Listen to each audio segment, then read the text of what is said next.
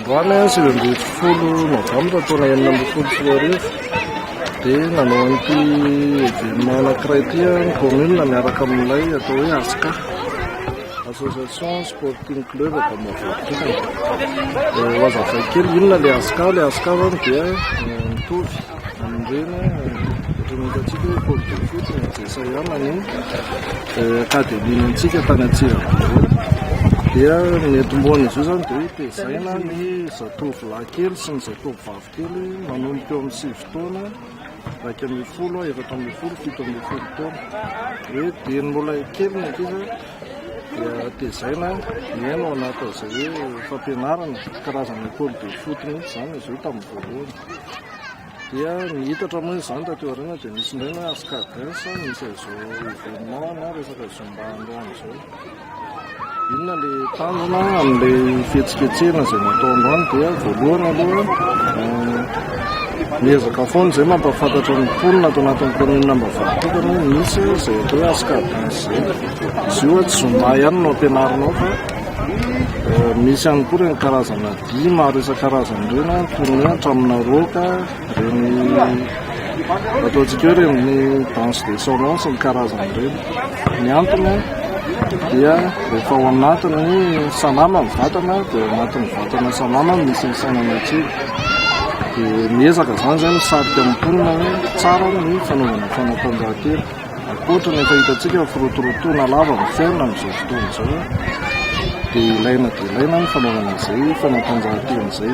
Antony anankiray ihany koa nanaovana an'ity événement ity androany dia misy fiantsoana ny Croix Rouge International mpianatra ny momba ny atao hoe secourisme.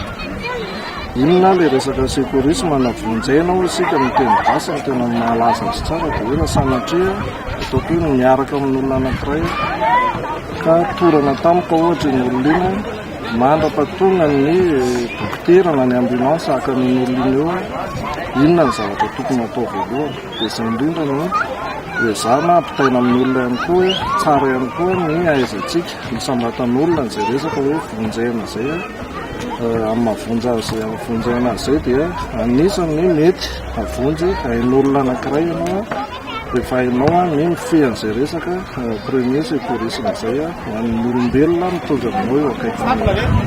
Mifanindran-dalana nyity hetsika atao eto amin'ny terrain de basket eto ambany hôpitaly eto Ambavafitokana ity dia misy ihany koa n'izao fotoana izao miasa atao ny tamin'ny maro izay miantsona ny fokon'ny olona iray manontolo izy io mba andraikitra. Ny antony dia misy an'ilay atao hoe renirano sisona manondraka ny lemaka Ambavafitokana. Dia misy fefoloha zany izay efa misy fahavoazana izy io. Dia misy miezaka ny commune miaraka tamin'izay malala-tanana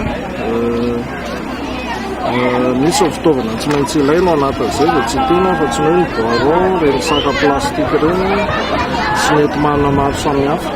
Efa misy apahany ao amin'ny commune amin'izao fotoana izao dia izay indrindra no hiantsona ny fokon'olona androany manomboka mivalo asa fokon'olona miaraka amin'ny commune mba hanatsarana an'izay resaka fefoloha andehanan'ny renirano sisona izay.